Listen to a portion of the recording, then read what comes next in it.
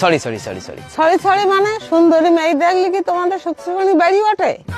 এদের জন্য আমি সেজে গুজে রাস্তায় বেরোতে পারিনি জন্যই।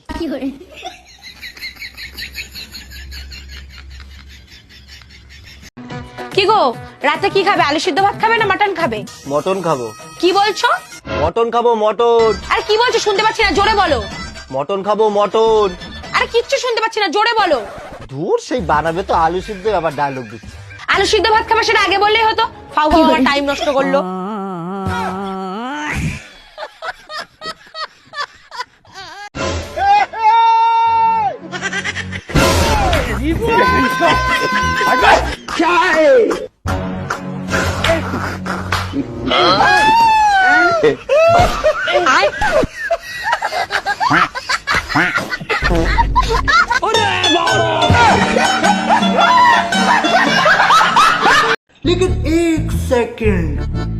এই শোনো, তোমার হাতগুলো দাও একবার দেখি।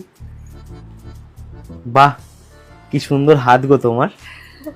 ও থ্যাংক ইউ। তাহলে খাবারগুলো এত বাজে বানাও কেন গো?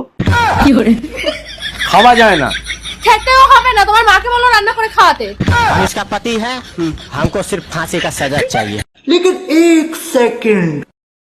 अबे वे पागल, क्या कर रहा है तू?